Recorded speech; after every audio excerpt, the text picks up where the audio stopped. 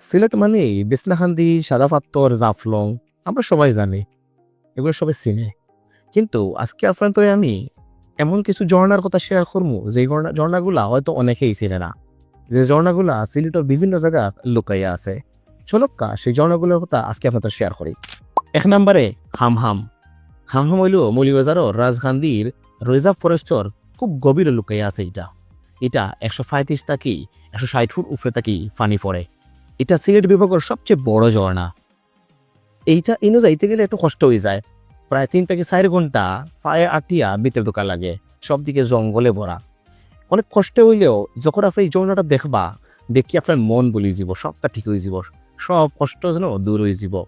যারা এরকম ট্রাভেল পছন্দ করেন তারার লাগি বেস্ট চয়েস হইল হামহাম। 2 নম্বরে মাধবকুণ্ড। এই নামটা শুনিয়া সব কাছে পরিচিত মনে হয়। হ্যাঁ, এটা পরিচিত, এটা মৌলভীবাজারের বড়লাহা উপজেলাত, এটা সবাই চিনে।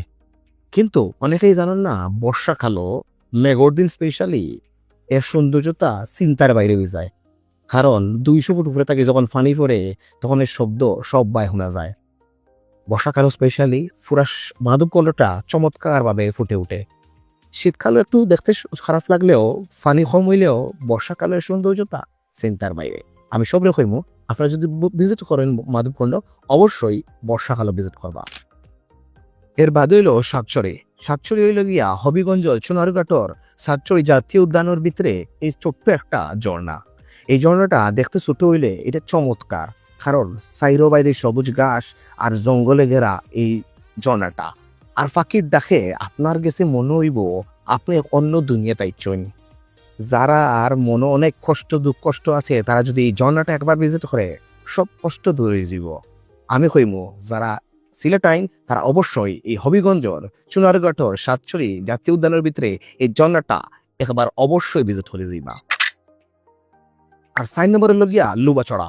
লুবাচড়া হইল গিয়া মৌলিবাজারর শ্রীমঙ্গলর ভিতরে।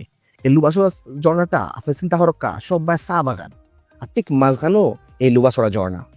আপনার কিলা লাগবো দেখতে, আপনার চিন্তা করক্কা, সবাই সবুজ চা বাগান আর এত সুন্দর, ঠিক মাঝখানেও ফানি পড়েন। এটা দেখতেও তো আপনার কাছে একটা আলাদা ইয়ে থাকবো। এই কারণে সিলেট যারা আইবা, অবশ্যই এই ঝর্ণাটারে উপভোগ করার লাগি একদিনও লাগে যাইবা গিয়ে এনজয় করে আইবা। 5 নাম্বার মায়াবী ঝর্ণা। নাম জেলা খামলা, সবরে মায়া লাগাইবে। এটা জাফলং। জাফলং পয়েন্টটা কি একদম কাছে। এই ঝর্ণাত যারাও যায় তারা গিয়ে গোসল করে। বর্ষাকালও এর সৌন্দর্যতা কি পরিমাণ ফুটিয়া উঠে, খোয়ার মতো নয়। সবাই নৌকা দিয়ে যায়, যাওয়ার বাদে ইনো গিয়া ফটো তোলেন, ভিডিও করেন, কতটা করেন। এটা চমৎকার একটা জায়গা।